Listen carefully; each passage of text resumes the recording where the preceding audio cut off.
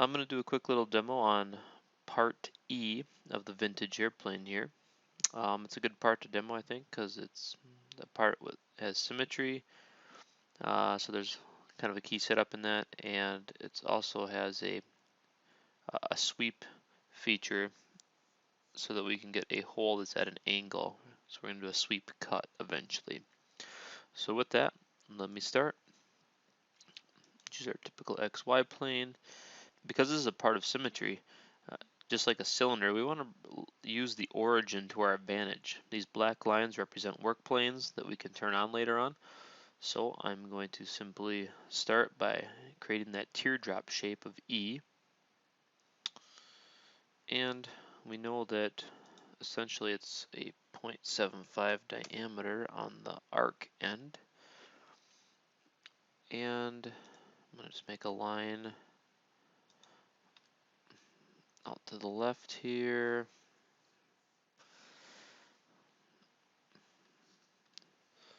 Make that plenty long. It's 1.25 inches I see, so I'm just going to go out over 2 inches. Right click on it, make it a construction.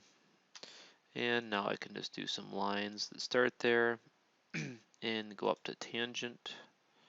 Start there. Tangent, escape, dimension, point to,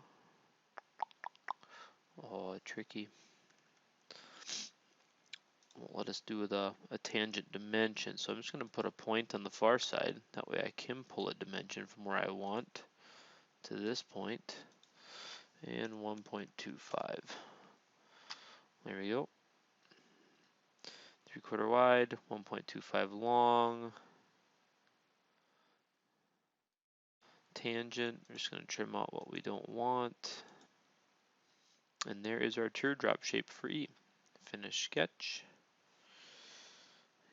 Extrude. And we're looking at a height of 1 3/4 here. 7.5 and enter. And there's our part. Now if I wanted this part, right now this is my F6.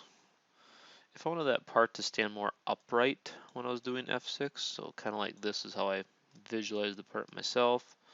Get it close, tap the glass box. I can then hit this little tiny drop arrow right there and tell this view to be my new home at this distance.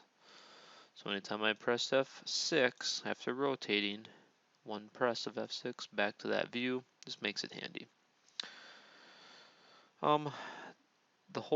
There's a hole in the bottom. You guys know how to do that. I'm just going to focus here on this cut sweep, or sweep cut, sorry.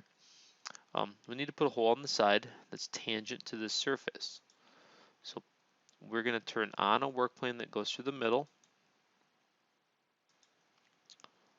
There it is. Right click, visibility, and we're going to go and find tangent to a surface that's parallel to another plane that we want. And this is the plane I want to be parallel to, so I click on that. And this arc, just move over here, there we go. Jump to the side I want, we're good. Right click on this plane, visibility, now I can click here and sketch, excuse me. And you see we have no yellow showing up for the top or sides, so I'm just going to project that geometry, say, hey, I really want to be able to reference the top, I want to be able to reference that front edge. Now I can draw a circle in about here, and I know that circle is 0.25 diameter. I know it is 3/8 down from the top, and it is a 1/2 inch from that front edge.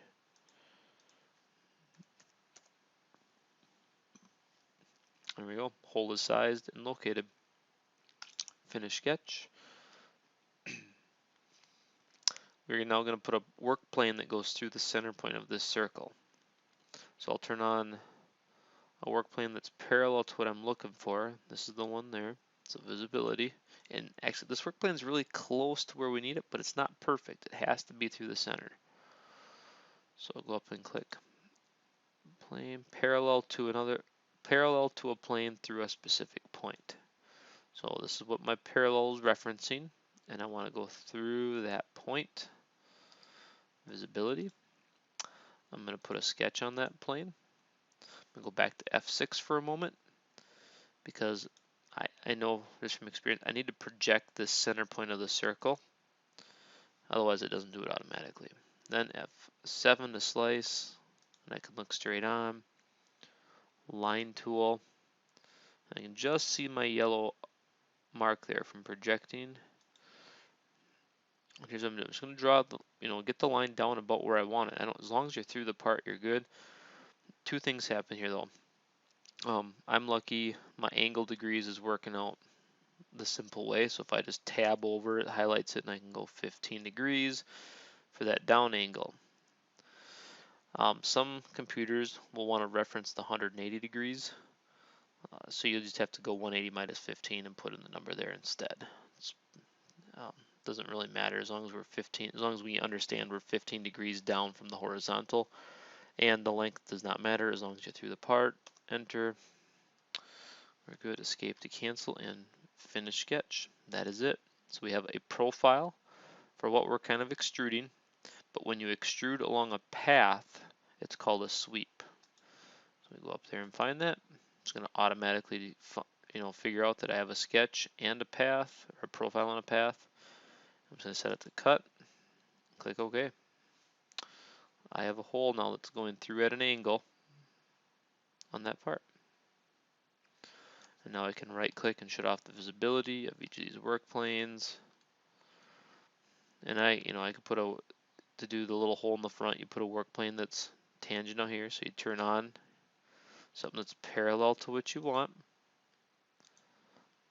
And so you're looking for a tangent from one plane to a surface here. Right out the front. Oh, see, it even messes up on me sometimes.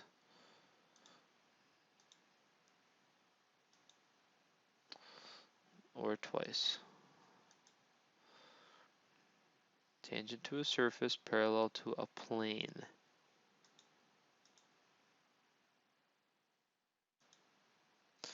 So there, it keeps doing the same thing. You gotta try maybe clicking in a different order, and then you'll get it. And this is where I would sketch to make that little hole that comes in from the front. And then obviously there's the hole in the bottom. You sketch on the bottom and just extrude cut up. Okay, so that's a quick little demo on how to set up a symmetrical part using the origin as a good reference or starting point, and how to do that sweep cut feature.